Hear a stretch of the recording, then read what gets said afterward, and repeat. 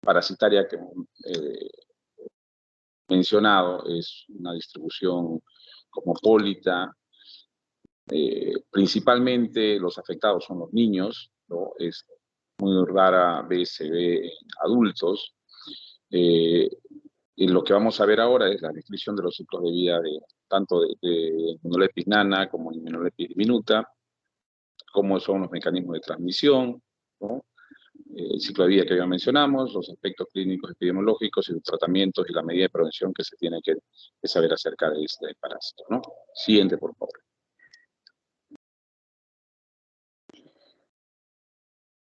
Sí, entonces, tanto la Immunolepis nana como la diminuta causan infección intestinal, ¿no? Que hemos mencionado se llama himenolepiosis. Van a vivir estos microorganismos, estos parásitos viven en el intestino delgado del ser humano y también en algunos casos de los roedores como ratones y ratas, ¿no? Estos parásitos pertenecen al grupo de los céstodos, se caracterizan por tener en la parte anterior del cuerpo una estructura conocida como escólex, ¿no? O sea, en la parte anterior, que es el escólex, o que vemos acá, por ejemplo, en la figura, en la parte anterior, que se conoce como escólex o cabeza, ¿no? Y a medida que sigue creciendo, este escólex sufre un adelgazamiento y da origen al cuello que mencionan ahí, se continúa con el cuerpo, ¿no? O estróbilo también que le denominamos, que es aplanado y está formado por pequeñas unidades o proglótidos, ¿no? Entonces, esto hace que su superficie de absorción, estas pequeñas, también, aparte de los proglótidos, vemos ahí unas líneas, podemos ver ahí unas líneas pequeñas, ¿no? Que se van doblando, que hace que la superficie de absorción de estos organismos sea mucho más largo o mucho más amplio, digamos así, para poder ser absorbido, ¿no? Siguiente, por favor.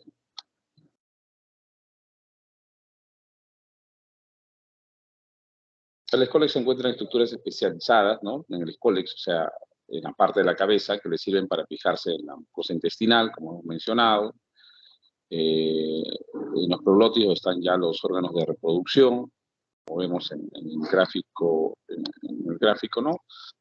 Los órganos para reproducción y otras estructuras que sirven para alimentarse y para eliminar los productos de desecho. Mientras más alejado del cuello, los proglótidos están más desarrollados, y ya los últimos se encuentran llenos de huevos. Y estos o sea, tanta cantidad de huevos que empiezan a eliminar los huevos, y estos van a ser eliminados ya en las heces del hospedador, ¿no? Entonces vemos ahí las características, como vemos ahí a esta tenia, donde el cólex tiene sus ventosas, ¿no? Tiene 4 ventosas, ¿sí? Y en la parte inferior de los párrafos está una fotografía teñida de un proglótido, ¿no? Con los,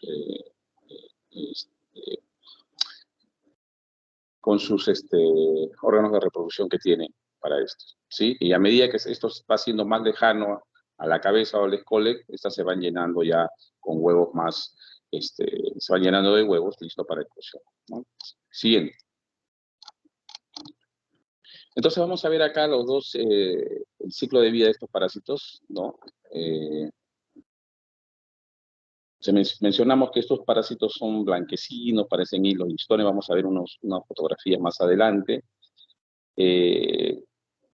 Pero sin embargo, cada uno podría ser el ciclo de vida parecido, pero ambos parásitos se diferencian, ¿no? Sobre todo vamos a diferenciarlo uno del otro en el tamaño, básicamente, ¿no? Por ejemplo, la Immunolepis nana, que también se conoce como una tenia enana, mide de 2 a 4 centímetros, es decir, un promedio de 3 centímetros, mientras que la diminuta es mucho más grande, ¿no? Está entre 20 a 60 centímetros aproximadamente, ¿no? O sea, 2 a 6 centímetros. En algunos de estos parásitos también dentro de su ciclo de vida van a presentar una fase de desarrollo de cisticercoide, ¿no? Que es una etapa intermedia que va a ser entre el huevo y el parásito ya adulto, ¿no? Entonces, en el caso de la Immunolepis nana, en verdad es el único cesto del ser humano que tiene ahí el ciclo completo, ¿no? Entonces, en este primer gráfico es el ciclo biológico de la Immunolepis nana. Si vemos acá, vamos a iniciar en la parte 1, en la parte inferior, donde dice huevo embrionado en heces, ¿no? Es la fase infectante, el huevo embrionado, y también en la fase diagnóstica, ¿no? Es la que vamos a encontrar nosotros en las heces cuando vamos a hacer un estudio parasitológico, un examen directo, vamos a encontrar estos huevos, ¿no? Los huevos embrionados en las heces. Entonces va a ser una fase diagnóstica y también la fase infectante, porque en base a esto, este huevo puede ser ingerido por un insecto, en este caso, ¿no? Que después, posteriormente, se vuelve cisticercoide, se desarrolla en estos insectos, y estos son ingeridos pueden ser ingeridos por los humanos o por los roedores, se infectan a través de estos artrópodos con cisticerco y va a iniciar, ¿no? O también simplemente que al eliminar una persona heces con huevos embrionados en las heces, también al manipular estas heces o al lavarse bien las manos después de ir al baño, pueden ingresar nuevamente estos huevos vía oral a hacer una reinfección, ¿no? Ya dentro del organismo, estas son cóferas, o sea, los huevos que están se van a liberar, ¿no? Debido al ácido gástrico, a todas las sales biliares, se liberan y estos cisticercoides se van a desarrollar en las vellosidades intestinales, ¿no? Vellosidades intestinales, estos van a crecer, estos escoles se adosan a estas, se alimentan y en unas semanas se convierten en adultos, ¿no? Ya en el líder. Como hemos mencionado, estos parásitos adultos tienen sus proglótidos que están llenos de huevos, los más maduros que están en la parte distal. Estos huevos son los que van a ser liberados a través del atrio genital por los proglótidos grávidos que hemos mencionado, y estos proglótidos también pueden desintegrarse, se desintegran y eliminan los huevos, ¿no? Y nuevamente, estos mismos huevos pueden nuevamente hacer dentro del mismo ser humano una autoinfección, ¿no? Si es que estos huevos permanecen aquí en el intestino, o sea, no son liberados en las heces, nuevamente los embriones se liberan, los embriones de sacanto penetran la vellosidad y nuevamente el ciclo continúa, ¿no? Es decir, dentro del mismo intestino, si estos no son eliminados, estos se vuelven a liberar, se adhieren a las vellosidades y comienza nuevamente el ciclo, ¿no? Y la siguiente otra fase es que se eliminan por las heces y ya como hemos mencionado, es el ciclo que viene en los pasos siguientes, ¿no? Siguiente, por favor. Creo que les puse ahí hasta. Este es el ciclo biológico de la Immunolepis diminuta, ¿no? Aquí, usualmente la Immunolepis diminuta sí es poco común que el ser humano se infecte, ¿no? Hay casos, pero son pocos, ¿no? Son poco. Usualmente estos más es una infección para de las ratas, ¿no? De las ratas, de los roedores, ¿sí?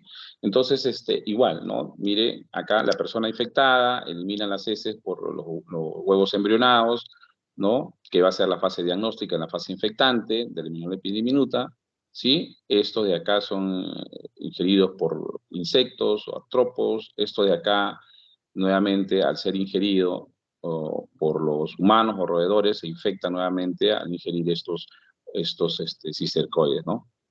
Infectados, o los artrópodos infectados con cisticercoides, ¿sí? Ingresan igual también puede haber una autoinfección, ¿no? Tan igual como en la Immunolepis nana, ¿sí? Siguiente, por favor. Como lo habíamos mencionado, estos ambos parásitos que mencionamos, tanto la Immunolepis nana como la diminuta, son blanquecinos, parecen hilos, como ustedes los pueden ver en las fotografías, pero poseen estructuras, como hemos mencionado, para poder identificarlo uno de otro, ¿no? Ahí están las medidas, más o menos de 2 a 4 centímetros, como habíamos mencionado. en la diminuta un poco más grande, de 20 a 60 centímetros, ¿no? Habíamos mencionado que en algunos casos presentan otra fase de desarrollo, que es larva cisticercoide, lo hemos visto cuando hay un intermediario, ¿no? Un intermediario de un artrópodo hace la fase de cisticercoide. Siguiente.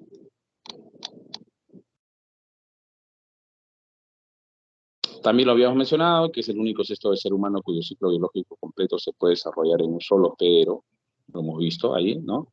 Su mecanismo de transmisión más común es por ingestión de alimentos contaminados con huevos de parásitos, ¿no?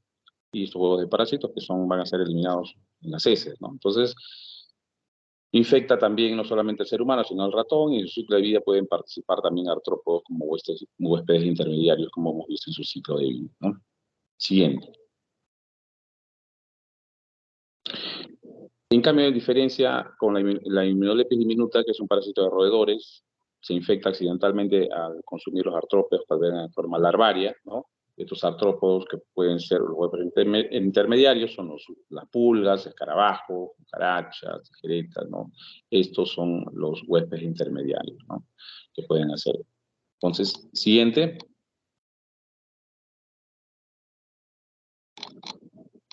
Bien, entonces, uno de los puntos que nosotros tenemos que hacer para poder diferenciar, porque vemos que casi el ciclo biológico es parecido, cuando lo tenemos en fase adulta, nosotros podemos diferenciarlo de acuerdo al tamaño, ¿no? Podemos ver, ambas son, como hemos mencionado, blanquecinas, en forma de hilo, pero podemos diferenciarlo por el tamaño, más o menos, y poder decir si es una tenia, una Immunolepis nana o diminuta, ¿no? Sin embargo, hay características ya en las heces, cuando vemos los huevos, que es la fase diagnóstica infectante, que podemos diferenciarlo una de otra, ¿no? Por ejemplo, acá, este de acá es un huevo de una tenia, de una Immunolepis diminuta, ¿no? Ahí está, 60-80 micras de diámetro, tiene aspecto amarillento, con una gruesa membrana externa, transparente, y una delgada membrana externa.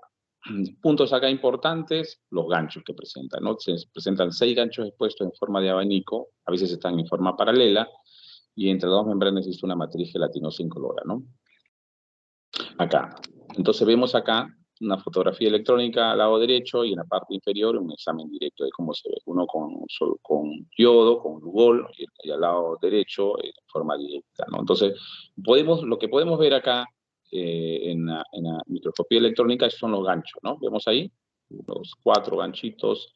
Acá también en la parte directa podemos evidenciar los ganchos.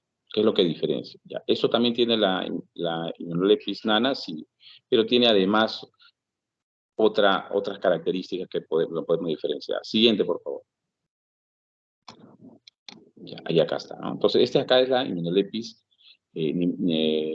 nana. La que hemos visto anterior es la Immunolepis diminuta, ¿no? Esta es oncófora, también tiene 6 ganchos que son móviles debido a la presencia de su músculo, pero en estas se ha visto que tienen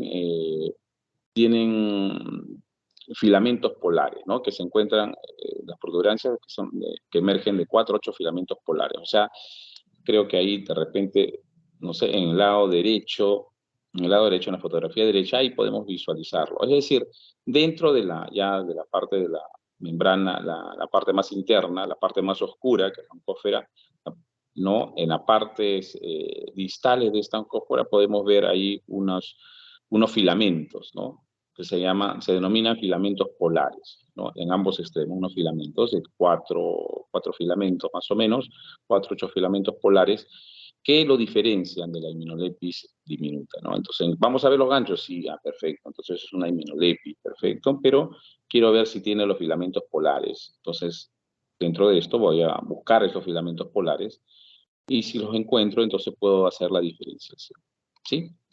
Siguiente. Bien, estos son los aspectos clínicos que vamos a tener en cuenta para poder sospechar de que estamos frente a un caso de Immunolepis, ¿no? Entonces sabemos que vive en el intestino delgado, entonces los primeros, los síntomas y signos van a ser a nivel del aparato digestivo, ¿no? A veces no produce síntomas, pero cuando hay manifestaciones clínicas, estas pueden ser de leves hasta severas, ¿no? ¿Y eso de qué depende? Depende de la cantidad de parásitos que hay y cuánto tiempo está durando la infección. Entonces, de acuerdo a esto, va a manifestar la clínica, ¿no? ¿Qué es lo que pasa con qué es lo que sucede con los pacientes? ¿Qué es lo que manifiestan? Manifiestan, pues, dolor abdominal, ¿no? Dolor de cabeza, malestar general, flatulencia, ¿no? Diarreas que usualmente son alternadas con periodos de estreñimiento, ¿no? O sea, heces sueltas, estreñimientos, ¿no? Obviamente, si son en niños, ¿qué es lo que va a pasar? No ganan peso o disminuyen el peso y hay retardo en el crecimiento. ¿Sí? Siguiente, por favor. Bien. Como lo hemos mencionado, va a depender bastante el daño que va a producir esta infección de la cantidad de parásitos que tiene, ¿no? Tanto en la forma adulta como histocistosis, estas se van a adherir al intestino, ocasionar daño a nivel de la mucosa intestinal y entonces se van a producir, la sintomatología correspondiente, ¿no? Y en algunos casos se agravan si hay presencia, pues, de bacterias que pueden causar alguna enteritis, ¿no?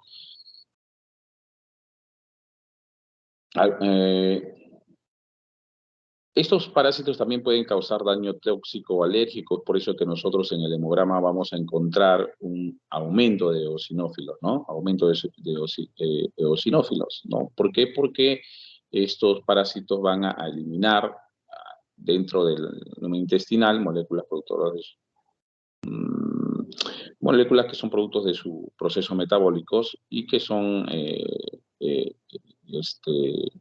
antígenos de excreción o de secreción que se denomina, ¿no? Y estos son los que causan este problema alérgico o un daño tóxico que podría haber. Siguiente, por favor.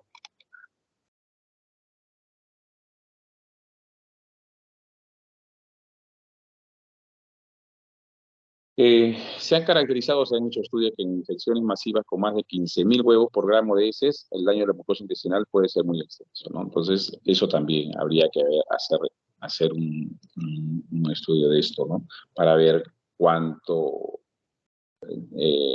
huevos por gramo de heces podríamos tener, ¿no? Entonces, ¿qué es lo que hace? Presenta erosión de las capas que forman el intestino, descaman las células epiteliales, entonces, por lo tanto, hay menor producción de las enzimas para la degradación de los alimentos, entonces, por lo tanto, hay una mala absorción, atrofia de las vellosidades intestinales, esto causa, pues, una mala absorción de nutrientes y como hemos visto también en algunos otros parásitos que se adosan a esta vellosidad intestinal, como son la yardia también, por ejemplo, hacen un problema de mala absorción, ¿no? Siguiente. Bueno, esto simplemente es una fotografía y un gráfico de dónde se localizan estos parásitos. Siguiente. ¿Cómo hacemos el diagnóstico de Minuletis, no? Estudios coproparasitológicos, básicamente un examen directo de muestras de NS o también exámenes parasitológicos concentrados. Se ve las heces en forma directa y ¿qué es lo que buscamos? Buscamos la fase diagnóstica, que son los huevos, ¿no? El huevo del parásito. Tratamiento principal que se da para estos parásitos es el praziquantel o la nitazoxanida, pero usualmente el praziquantel es el de elección, ¿no? Porque tanto no me van a eliminar la forma adulta como también a la fase larvaria, ¿no? Que también se pueden estar dentro de las vellosidades. Entonces va a atacar básicamente a estos dos, ¿no? El mecanismo de acción, que ya seguramente en farmacología lo van a ver, ¿no? Es que hace que sean más permeables los iones de calcio, estos van a ingresar por la membrana del parásito, esto va a hacer que haga una contracción muscular a nivel del parásito y hace una parálisis, ¿no? Entonces, básicamente ese es el mecanismo, ¿no? El mecanismo de acción. obviamente, no es que usualmente cuando vamos a encontrar en una muestra de ese, vamos a encontrar los huevos de Hymenopletis, es muy probable que tengan también otro tipo de parásitos, ¿no? Como Yardia, Entamoeba, ¿no? O Ascaris lumbricoides, ¿no? Usualmente, ¿por qué? Porque son características de que el saneamiento donde habitan estas personas no es la adecuada, ¿no? Siguiente. Bien, acá, por ejemplo, vemos acá cómo podemos diferenciarlo en el examen directo de ese, los huevecillos de Hymenopletis diminuta y Hymenopletis nana, ¿no? Acá vemos ahí una flechita, no sé si lo pueden ver, al lado izquierdo. Al lado izquierdo vemos ahí la Hymenopletis diminuta con sus ganchos, y en el Hymenopletis nana al lado derecho vemos también los ganchos, pero en la parte central, en la parte del centro, ahí vemos unos filamentos, ¿no? Que son los filamentos polares en los cuales vamos a diferenciar. Siguiente. Bien, entonces si la inmunoleprosis es una infección por sexo más frecuente, la mayor caso es Hymenopletis nana, hemos mencionado, es poco frecuente, más de Hymenopletis diminuta, la diminuta es más de las ratas, hemos mencionado, roedores. Climas cálidos, templados, en países en vía de desarrollo como el nuestro, sobre todo en zonas rurales, ¿no? En las cuales las condiciones sanitarias deficientes y educación es insuficiente, ¿no? Porque la educación nos tiende a llevar a saber cómo son los ciclos biológicos, qué es lo que debemos prevenir, debemos lavarnos las manos y también tener las condiciones sanitarias para poder hacerlo, ¿no? Grupos sociales más afectados, ¿quiénes son? Los niños, ¿no? En adultos es muy raro, como habíamos mencionado, esta parasitosis. Siguiente. Bien, y además de esto también, bueno, es otro tipo de parasitosis, el difolobotriasis, que es por el Diflobotrium pacificum o Diflobotrium latum, ¿no? Que son estos parásitos que causan esta enfermedad. Siguiente. Bueno, esas son las sinonimias, como se lo dice también, botriocefalosis, ¿no? Que es una enfermedad por tenia lata o tenia de los peces, usualmente, ¿sí? Siguiente, por favor. Bien, ahí está el Diflobotrium latum. Ahí está cómo lo diferenciamos, de qué reino, Animalia, filo, los platelmintos, sus clases esto, ¿no? Especie Diflobotrium latum, ¿no? Siguiente. Ahí está la morfología, como lo vemos en los adultos. Pueden medir más de 10 metros, son de color marfil, son planos también, son planos, ¿no? Siguiente. Tiene un escole, ya hemos mencionado que el escole que es la cabeza, ¿no? Pero en este caso, mire la diferencia, es un escole alargados, tiene unos discos succionadores en lugar de ventosas, ¿no? Vimos anteriormente en la Hymenopletis cómo son sus ventosas más circulares, esos tienen en cambio discos succionadores, ¿no? Siguiente. Pues eso es el escole nuevamente, cómo se ve, ¿no? El escole es de Diflobotrium latum. Fotografía, siguiente, por favor. Y ahí están como vemos nosotros ahí los proglótidos, ¿no? De 3 a 4.000 proglótidos y produce alrededor de 1 millón de huevos diarios, ¿no? Entonces vemos ahí están los proglótidos y están llenos de huevos, ¿no? Siguiente. Ahí está. ¿Y cómo son los huevos? Vemos ahí, son ovoides, operculados, o sea, tienen un lado, vemos ahí unos opérculos en los polos, ¿no? Con una cubierta lisa delgada. Vemos ahí claramente donde está mencionando ahí cómo es el opérculo, ¿no? Tiene una cáscara, el cigoto y el vitelio que está más adentro, ¿no? Entonces vamos a ver, característico para poder nosotros diferenciarlo en el examen directo, en una lámina, el opérculo, ¿no? Un huevo operculado, Diflobotrium, ¿no? Diflobotrium. Si podemos verlo al parásito, a los proglótidos, y vemos esto, y vemos los huevos, ya podemos hacer el diagnóstico, ¿no? ¿Dónde lo encontramos? En las heces, ¿no? Del hospedador, ¿no? Sin embrionar, y deben incubarse en el agua. Siguiente. Ahí están las larvas, ¿no? Plerocercoides, que más o menos es como miden, de 1 a 5 centímetros. Está. Siguiente, por favor. Siguiente, ahí está, pues bueno, vemos aquí el escole, vemos acá los proglótidos, y vemos los proglótidos grávidos, ¿no? Y si hacemos un acercamiento aún mayor, vemos ahí los huevos, ¿no? Ahí están los huevos dentro de los proglótidos. Siguiente.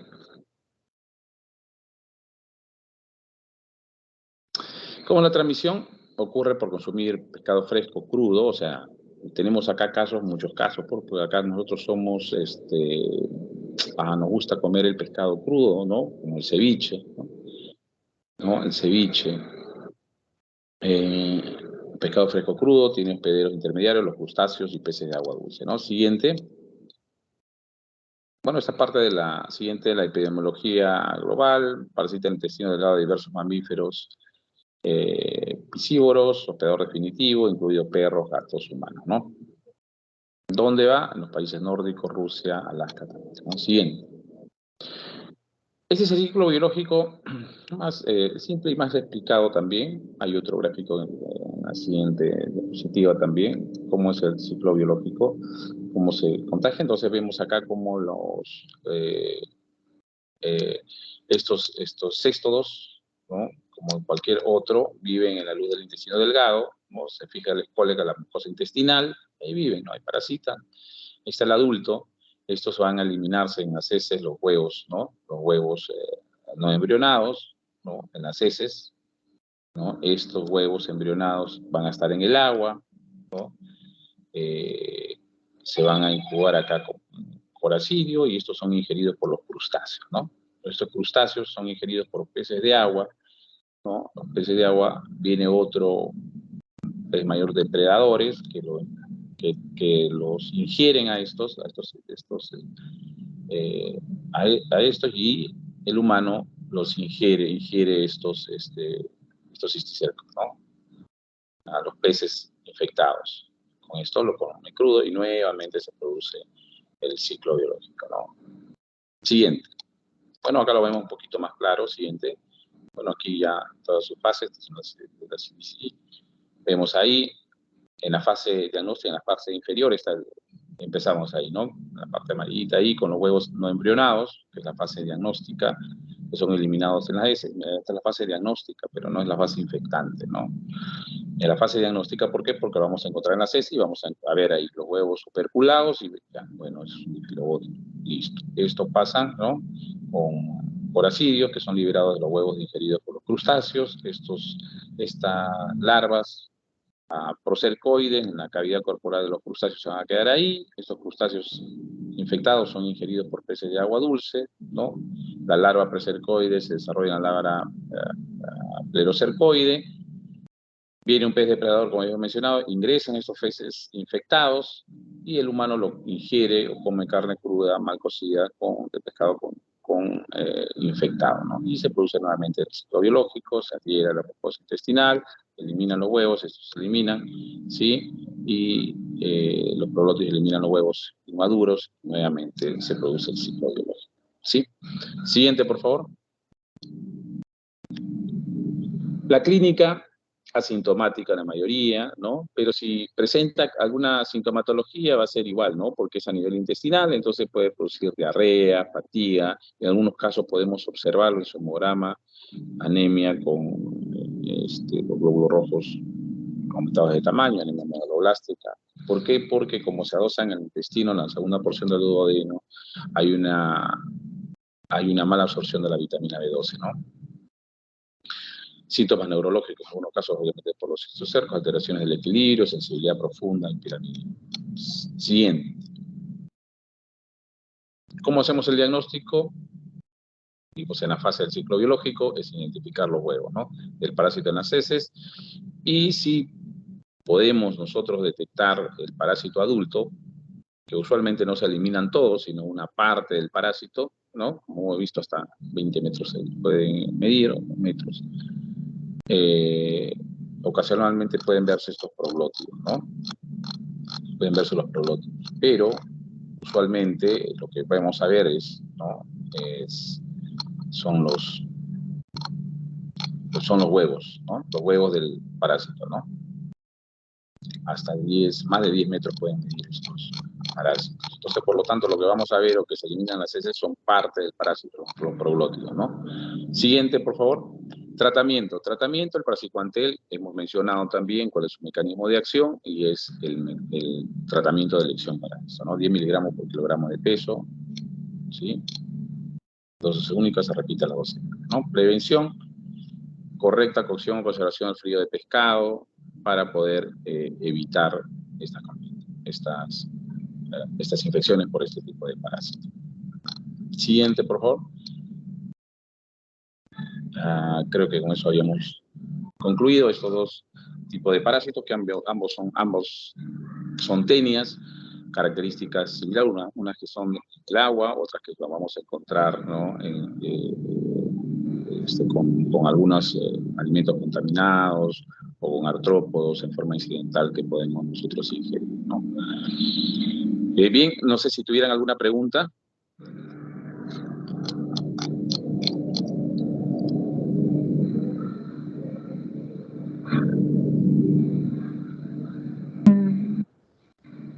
No hay preguntas, doctor. Bien, entonces damos por finalizada la clase. Creo que ya ustedes están en la parte final de esta parte del curso de microbiología y parasitología. Lamentablemente estamos pues reduciendo este tiempo. Sin embargo, queda en parte de ustedes hacer más investigación, revisar más los temas. Estos son los tópicos nada más que lo mencionamos.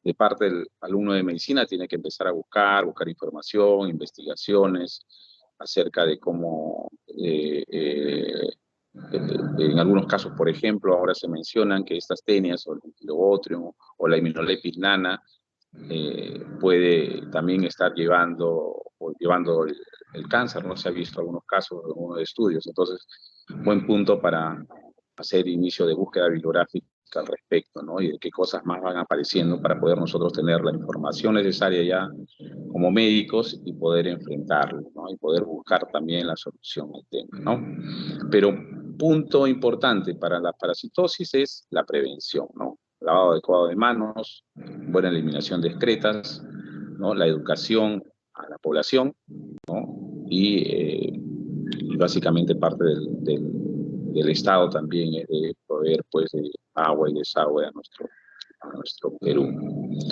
Bien, eso sería todo por hoy. Un gusto nuevamente compartir con ustedes. Hasta la próxima. Nos vemos. Gracias, doctor. Hasta luego.